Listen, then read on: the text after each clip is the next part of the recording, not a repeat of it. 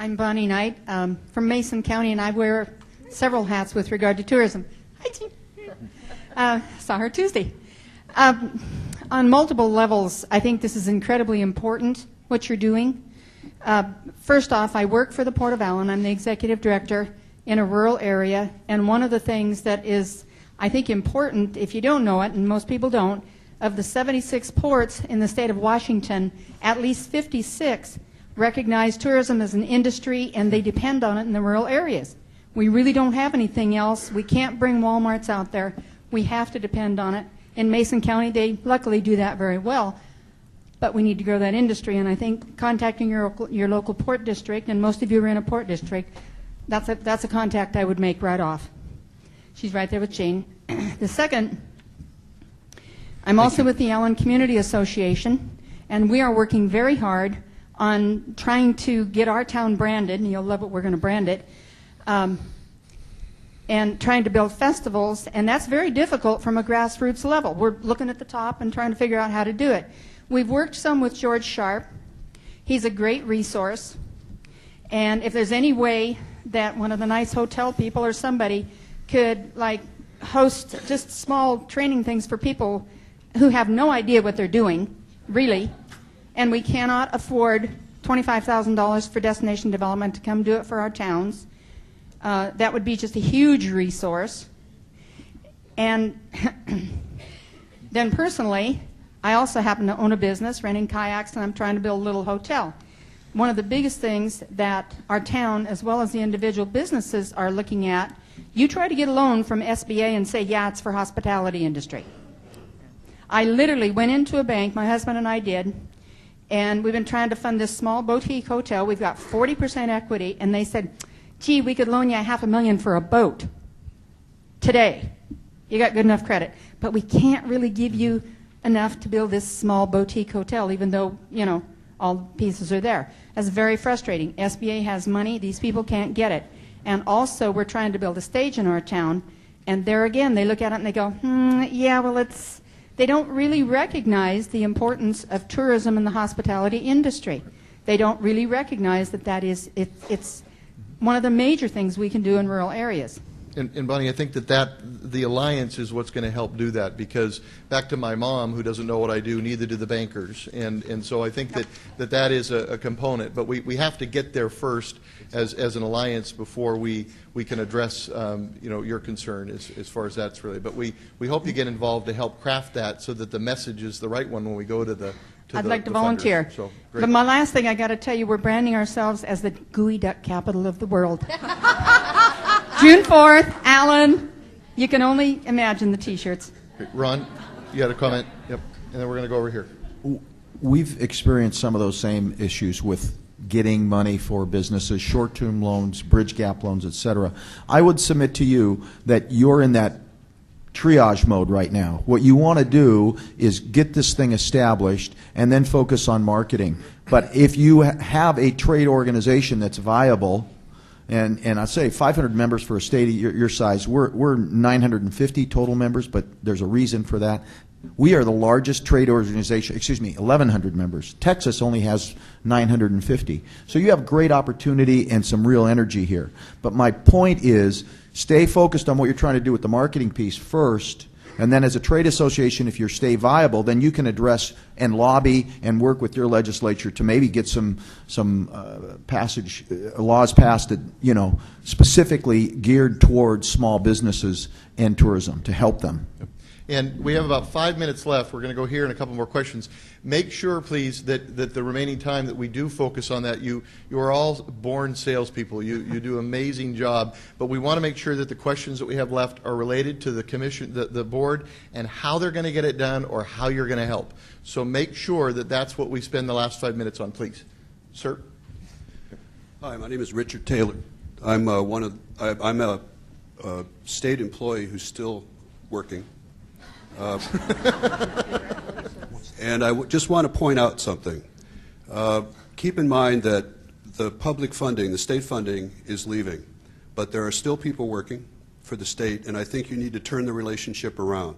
I think you need to keep those of us who are still working for the state in mind. I work for WorkSource, It's my job to serve businesses in North Central Washington with services, to retain a good workforce, to recruit new workers, to train. And these are services that the state is continuing to do, and I think we need to be at the table. I think the WorkSource group needs to join this organization and be active in the organization, even part of the leadership. I think there are people who work for the public who are going to be passionately committed to what you want to do. So please keep us in mind as colleagues on this level, as opposed to the state level where you're asking for money. We're here for you still. Great point. All right, who has a question for the board? So Chris Watkins back there.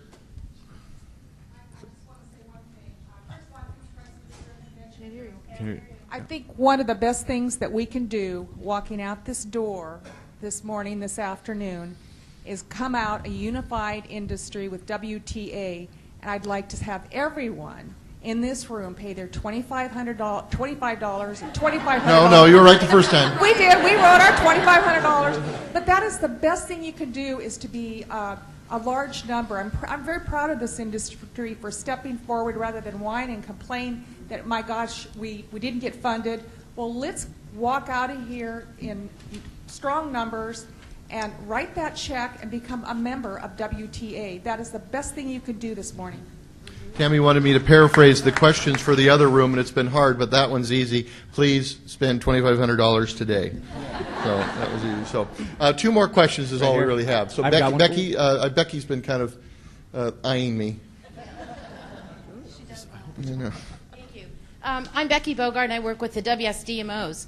What I've heard here today is something that I think we need to go out and remember, that there are 2 Ps, patience and participation. We have an interim plan that we need to get through to get over this crisis, but we all need to participate because that will develop the long term. But I actually have a question for Mike, because in your little target, you had retail right in the middle. And I want to know how you get retailers to understand that they're part of the tourism industry, because I think it's, even restaurants sometimes are like, we're not part of the tourism industry. So how do we get them there so that when we come to them and say we'd like we want to work with you and get assessments and get you to participate in this because you're so important in the industry, how do we do that? Who are your retail leaders? Who would you consider as your leader?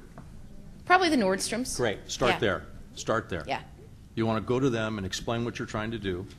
You can use my PowerPoint if you'd like. Thank you very much. But I think you want to explain to them what you're trying to do and ask them what % of their business is tourism, and see if you can begin to work that. And also, if they are your leader, you don't want to become against this. So you really want to get to the leaders first, personal one-on-one. After you get the thing passed, after it's going forward, then you really do have to go out to the retail folks. And we actually hired 6 people on contract to go talk to the assessed businesses. There's over 100,000 businesses that could be assessed in California, and so we work through the list, and you have to work through it and figure out and go talk to them, because they're not going to show up at a meeting, but they do pay. Yep. Ron? When I lived here, when we had visiting friends and relatives, we'd do the big 3. We called St. Helens, Snoqualmie Falls, and downtown Seattle Pike Place Market. Starbucks. You should be talking to him. He can, hopefully Mr. Schultz understands the importance of the visitor industry to that retail store. And from the restaurant perspective, I mean, WRA is represented here by Josh McDonald and Judy Decker. As a stakeholder in WRA and a member, that is what I'm here for, the grassroots, is calling my colleagues, calling my vendors, calling, anyone that's coming to deliver or hawk or try to sell me wine. They need to be involved. If you want my money as a vendor, you need to be involved. And it really does start from the very grassroots. Rather than scratching your head about where did the guests go, hello, it's not rocket science here. But, trying to get WRA to become involved as involved as WLA as well. And then it's that door to door. I mean, if I could do it and keep selling pasta and pizza, I sure as hell can do it, trying to get restaurateurs together. I don't want the Pagliacci pesto recipe. I just want you to support tourism so we can stay open. Yep. Right. Yep.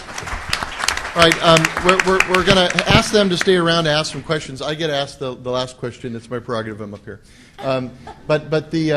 Mike, I asked this to Mike at the break, but his slide showed that 79% of his funding came from one industry, and that was the rental car industry. And I asked him, I said, do they have a louder voice? Do they have more people on the board?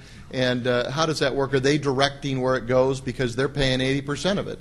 And I'd like Mike to address that. They have the same voice as the rest of us, and the commission is representative of the group. In terms of the way you get power is you give it away. They want the program to be successful, and so they're happy to pay in. Now, it was a fluke we got this done with them. They're happy to pay in because it is successful, and they don't want to control it. They want marketing experts to do it. And if it's not a good program, they want to say something about it, and they would say something about it if it wasn't good or they didn't like what we're doing. But you know what? They're just part of us, and we're all equal in the room, and it is structured. I mean, there's 37 commissioners, and then there's all these committees. Everybody can participate in the committees, but the way you get, I mean, hotels are worried about that too, for that matter. And what you want to do is think about if the hotels controlled this, which means, okay, let's do that. You should think about that. Let the hotels do it. If I was a hotel, I'd say, do you really want to do that? Wouldn't you rather give control to wouldn't you want to give it up and let this be a bigger, better deal for you? These people are going to try to fill your hotel rooms. That's what the job is. So you want everybody involved. So, this idea of who has power is a really weird thing, and it went on in California for quite a while, and you may have to go through this for a period of time and not get this done. I mean, it may take you a couple of years, it may take you a bunch of years. You may never get it done. But you won't get it done if you look at it, what's in it for you individually. If you say, what's in this for my hotel, my area, my thing? So here's one last comment. You need to figure out who's not in the room that you need to talk to. Good point. The leaders that are not in the room. And you've got to get to them quick and begin to discuss. They ought to be, in our case, it was Disney. And Disney, in other words, we went to Disney early on and said, we were thinking about doing this, and we wanted, because, so it was behind the scenes. It was, we went to explain to it, and they finally said, okay, this makes sense. They were worried about telling us how much money they made for the assessment. So we said, well, how about if we put a cap on this where it's $250,000? And that's what we did. We wrote it in the law. So you can't pay more than $250 as a individual entity. You don't have to disclose your money, what you make. You just say, I'll pay the max. And that's what Disney does. And so, but you got to look at the leaders, and you got to go talk to them and say, what is the? And there's not that many, but who's not in the room that you need involved is the next step. And final words to Ron here before we move on. Could not agree with Mike more.